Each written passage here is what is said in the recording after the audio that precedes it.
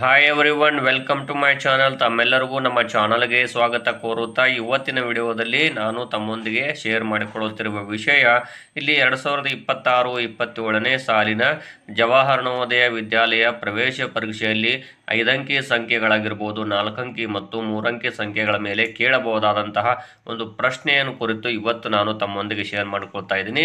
ಈ ವಿಡಿಯೋ ತಮಗೆ ತುಂಬ ಇಂಪಾರ್ಟೆಂಟ್ ಅಂತ ನನಗನ್ನಿಸ್ತಾ ಇದೆ. ಯಾಕಂದರೆ ಈ ರೀತಿಯ ಪ್ರಶ್ನೆಗಳಲ್ಲಿ ಬಹಳಷ್ಟು ವಿದ್ಯಾರ್ಥಿಗಳು ಕಡಿಮೆ ಅಂಕಗಳನ್ನು ಪಡೆದಿರುವ ಉದಾಹರಣೆಗಳಿವೆ. ಹಾಗಾಗಿ ಈ ರೀತಿಯ ಪ್ರಶ್ನೆಗಳು ಯಾವ ರೀತಿ ತಾವು ಇಲ್ಲಿ ಸಾಲ್ವ್ ಮಾಡಬೇಕು ಅನ್ನೋದನ್ನು ಇಲ್ಲಿ ತಮಗೆ ತಿಳಿಸ್ಕೊಡ್ತಾ ಹೋಗ್ತೀನಿ. ಇನ್ನು ಮೊದಲನೇದಾಗಿ ನೋಡ್ತಾ ಹೋಗಿ 3 ಅಂಕಿ ಅತಿ ದೊಡ್ಡ ಸಂಖ್ಯೆ ಹಾಗೂ 2 ಅಂಕಿ ಅತಿ ದೊಡ್ಡ ಸಂಖ್ಯೆಯ ವ್ಯತ್ಯಾಸ ಎಷ್ಟು ಅಂತ ಕೇಳಿದ್ದಾರೆ. ಇಲ್ಲಿ ತಾವು ನೋಡ್ತಾ ಹೋಗ್ಬೋದು 3. ಹಾಗಾದರೆ ಇಲ್ಲಿ ಅದರ ಆನ್ಸರ್ಗಳನ್ನು ನೋಡ್ತಾ ಹೋಗೋಣ. ಇಲ್ಲಿ ಮೊದಲನೇದಾಗಿ 900, ಎರಡನೇದಾಗಿ 99, ಮೂರನೇದಾಗಿ 100, ನಾಲ್ಕನೇದಾಗಿ 999. ಹಾಗಾದರೆ ಇಲ್ಲಿ ತಾವು ನೋಡ್ತಾ ಹೋಗ್ಬೋದು.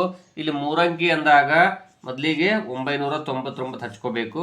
ಅಲ್ಲಿ 2 ಅಂಕಿಯ ಸಂಖ್ಯೆ ಅತಿ ದೊಡ್ಡದು ಯಾವುದು ಅಂದರೆ 99. ಇದನ್ನು ತಾವು ವ್ಯವಕಲನವನ್ನು ಮಾಡಿದಾಗ ಉಳಿಯುವಂತಹ ಸಂಖ್ಯೆ ಯಾವುದು ಅಂದರೆ ಇಲ್ಲಿ 900 ಉಳಿಯುತ್ತದೆ. ಸೊ ಇಲ್ಲಿ ಸರಿಯಾದ ಉತ್ತರ ಯಾವುದಾಗುತ್ತೆ?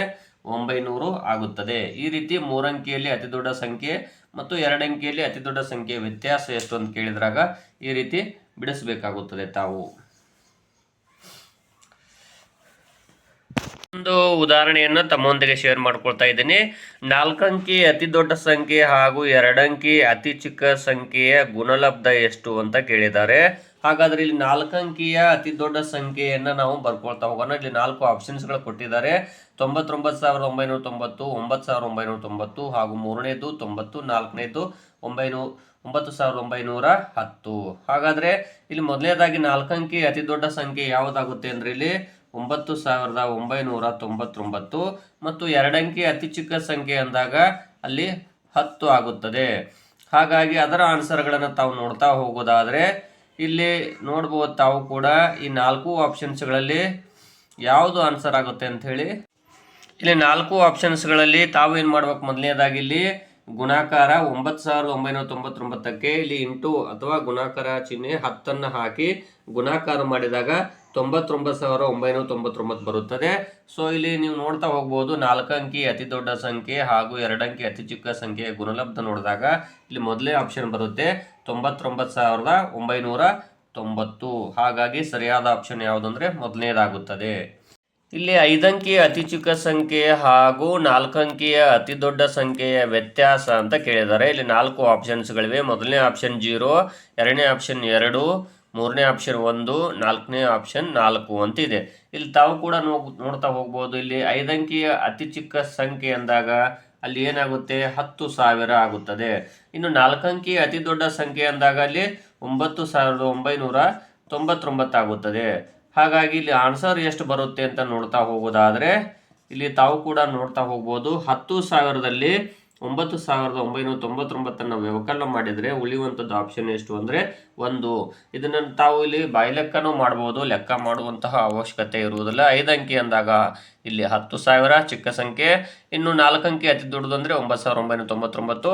10,000ದಲ್ಲಿ 9,999 ಹೋದಾಗ ಉಳಿಯುವಂಥದ್ದು ಆಪ್ಷನ್ ಎಷ್ಟು ಅಂದರೆ 1. ಸೊ ಇಲ್ಲಿ ಸರಿಯಾದ ಉತ್ತರ ಯಾವುದಾಗುತ್ತೆ? ಮೂರನೇ ಆಪ್ಷನ್ 1 ಆಗುತ್ತದೆ.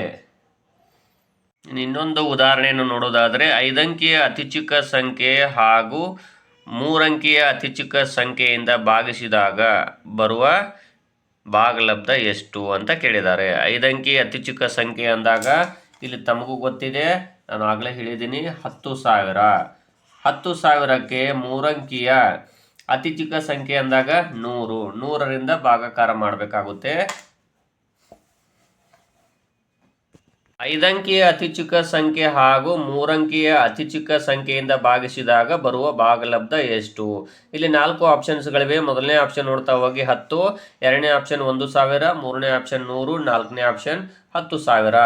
ಹಾಗಾದರೆ ಇಲ್ಲಿ ತಮಗೆ ಗೊತ್ತಿದೆ 5 ಅಂಕಿಯ ಅತಿ ಚಿಕ್ಕ ಸಂಖ್ಯೆ ಅಂದಾಗ ಇಲ್ಲಿ 10,000. ಈ 10,000ಕ್ಕೆ ನಾವು ಇಲ್ಲಿ 3 ಅಂಕಿ ಅತಿ ಚಿಕ್ಕ ಸಂಖ್ಯೆ ಅಂದಾಗ ನಾವು 100ರಿಂದ ಭಾಗಿಸಬೇಕಾಗುತ್ತದೆ. ಸೊ 100ರಿಂದ ಭಾಗಿಸಿದಾಗ ಇಲ್ಲಿ ತಾವು ಕೂಡ ನೋಡ್ತಾ ಹೋಗ್ಬೋದು. ಇಲ್ಲಿ 100ರಿಂದ ಭಾಗಾಕಾರ ಮಾಡಿದರೆ ನಮಗೆ ಬರುವಂತಹ ಭಾಗಲಬ್ಧ ಯಾವುದು ಅಂದರೆ ಇಲ್ಲಿ 100 ಆಗುತ್ತದೆ. ಸೊ ಹಾಗಾಗಿ ಇಲ್ಲಿ ನೋಡ್ತಾ ಹೋಗಿ 100ರಿಂದ ಭಾಗಿಸಿದರೆ ಇಲ್ಲಿ ಆನ್ಸರ್ 100 ಬರುತ್ತದೆ. 10,000ಕ್ಕೆ 100ರಿಂದ ಭಾಗಾಕಾರ ಮಾಡಿದರೆ 100 ಬರುತ್ತೆ. ಸೊ ಆಪ್ಷನ್ ಸರಿಯಾದ ಯಾವುದು ಅಂದರೆ ಇಲ್ಲಿ 3ನೇದಾಗುತ್ತದೆ. ಈ ರೀತಿ 5 ಅಂಕಿಯ ಅತಿ ಚಿಕ್ಕ ಸಂಖ್ಯೆ ಹಾಗೂ 3 ಅಂಕಿಯ ಅತಿ ಚಿಕ್ಕ ಸಂಖ್ಯೆಯಿಂದ ಭಾಗಿಸಿದರೆ ಬರುವ ಭಾಗಲಬ್ಧ ಎಷ್ಟು ಅಂದಾಗ ಆನ್ಸರ್ 100 ಬರುತ್ತದೆ.